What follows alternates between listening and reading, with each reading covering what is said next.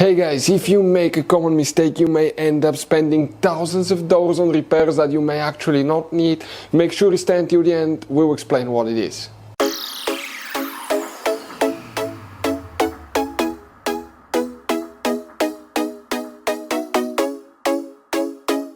Hey guys, welcome back to World Mechanics. Thank you guys for watching and subscribing to the channel.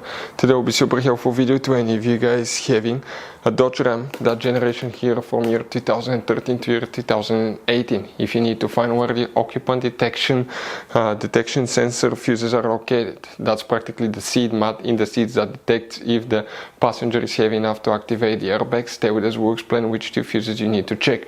Now consider this video for entertaining purposes only, guys. This is not a how-to video. Why?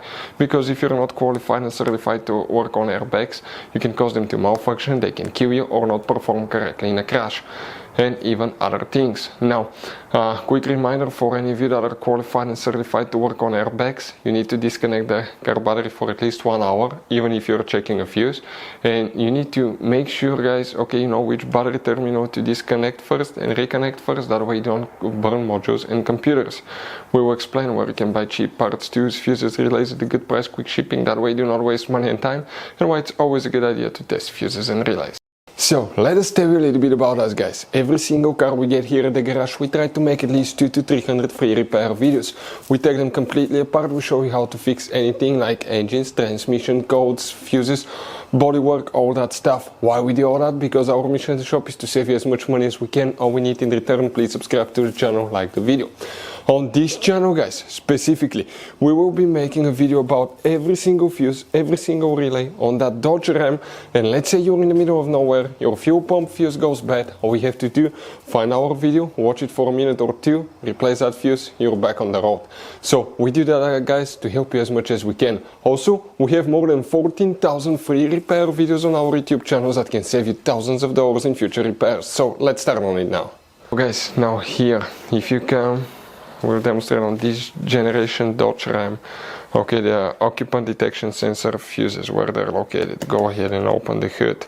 Once you guys open the hood, let's zoom in a little bit on the driver's side. This is, okay, right here is your car battery. Right in front of it, that's your main engine fuse box. On the front you have two tabs that you need to press in.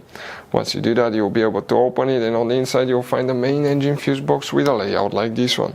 Before we continue, let's explain quickly why it's always a good idea to test fuses and relays. Guys, it's very important to always test your fuses and relays. Why?